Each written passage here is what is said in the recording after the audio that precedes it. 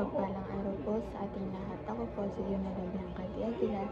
Ito po ang aking Day 158 devotion para sa ating 365 daily devotion na pinamagatang pwede bang itago ang katotohanan. At ang topic natin ngayon ay inner sense of God.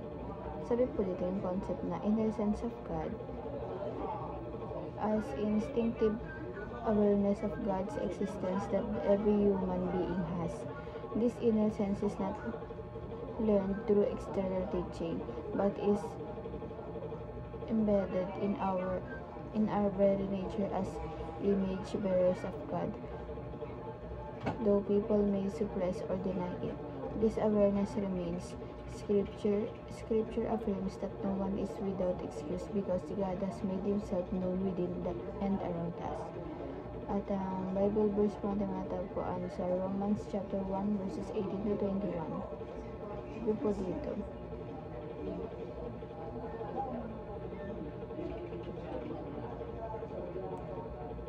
God's wrath on unrighteousness. For those wrath of God is revealed from heaven against all ungodliness and unrighteousness of men, who by their unrighteousness suppress the truth. For what can be known about God is plain to them, because God has shown it to them.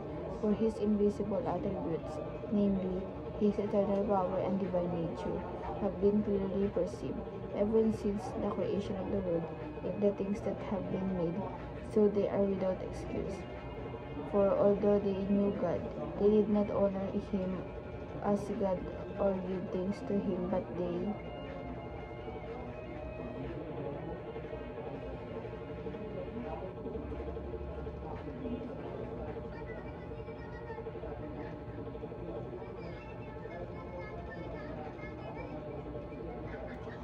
became futile in their thinking, and their foolish hearts were darkened. Sa Tagalog naman po, ipinapakita ng kanilang mga gawa na nakasulat sa kanilang puso ang panuntulan ng kautusan.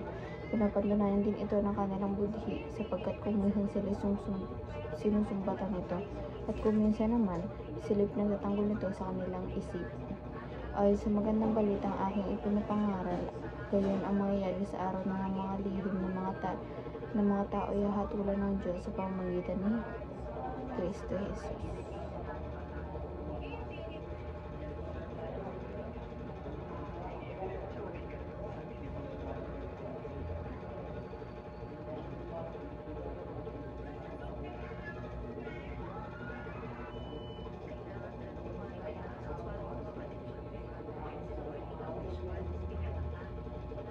At ang teachings mo ay number 1. The truth of God is present in every human heart. Ito po yung katotohanan ng Panginoon na present po sa lahat ng puso ng bawat tao.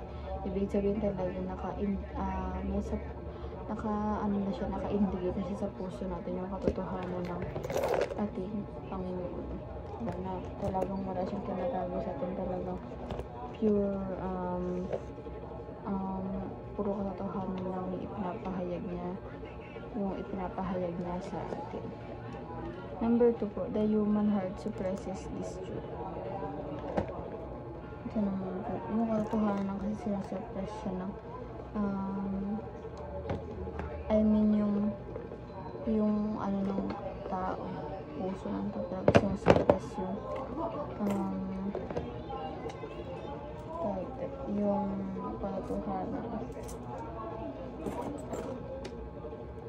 yung katotohanan na ang totoong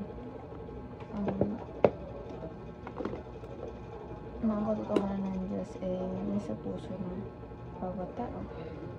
And number 3 po, the Spirit convicts the heart to repentance. Ito po, yung Spirit kasi, di ba, nananahan siya sa sa buhay natin, tuwing nagkukonvict or sila din nagkukonvince sa puso natin upang magsisi tayo sa mga pagkakasala natin. And the application naman po, paano ito ma-apply sa ating buhay? Recognize that God is not hiding from us. Ito po, recognize po natin na ang Diyos ay hindi naman talagang itatago sa atin, di ba? Tsaka wala naman dapat ikatago ang ating tao. Ano bang ikakatago niya sa atin? Di ba? Wala naman. Number 2 po, renew your commitment to love and serve God. Ito po, parang pag sa tingin natin, may time kasi na parang feel natin pag may problem, parang kala natin iniiwan tayo natin Panginoon, kala natin pinababayaan niya tayo. Pero nagkakamali tayo, dapat kailangan i-renew natin yun sa puso natin, at nire-renew natin yun yung na commitment tayo sa ating Panginoon, na kailangan commitment tayo sa Kanya at sa pag-ibig niya para makapaglingkod tayo sa Kanya. And lastly po, respond in worship as you behold God's creation. Po, pag nagagawa mo yung lahat, parang i-respond mo siya sa pag-worship sa ating Panginoon, sa pagdalasal, sa may repentance, diba? Siya mag-worship ka ganun, papurihan mo siya, lagi mo tataas ang ating Panginoon sa bawat ginagawa mo.